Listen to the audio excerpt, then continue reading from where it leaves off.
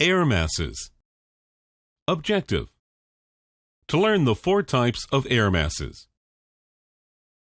An air mass is a huge body of air, so large that it often stretches for several thousand miles.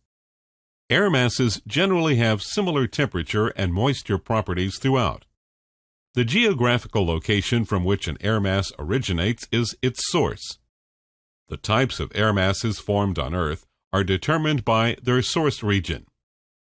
Air masses can have one of 4 qualities: continental, maritime, tropical, or polar. Continental air masses occur over large land masses and usually contain less moisture than other air masses, meaning they tend to be dry. Maritime air masses originate over a large body of water and are also known as oceanic air masses. Because they form over water, they are moist. Tropical air masses form in regions of lower latitudes and are usually warm. Polar air masses form over polar ice caps and are very cold. As these air masses move across Earth's surface, they will change, becoming modified according to the characteristics of the location beneath them. For example, an Arctic air mass with very cold and dry air moving across the ocean will become warm and moist, changing over to a moist maritime polar air mass. When this polar air mass moves south from Canada into the southern United States, it will acquire warmth from the ground below and become drier due to a lack of moisture. This air mass has now become a continental polar air mass.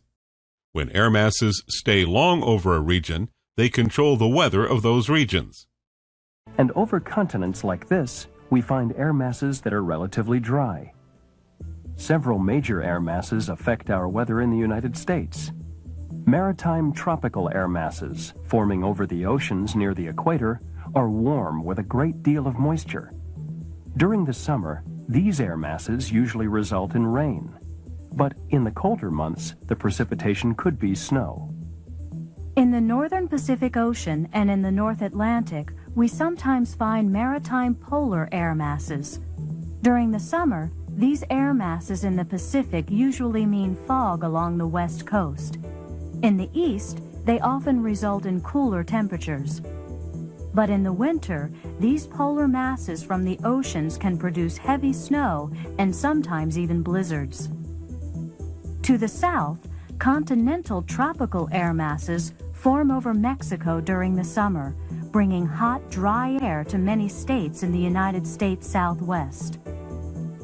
Finally, continental polar air masses form over northern Canada, resulting in very cold winter temperatures in parts of the northern United States.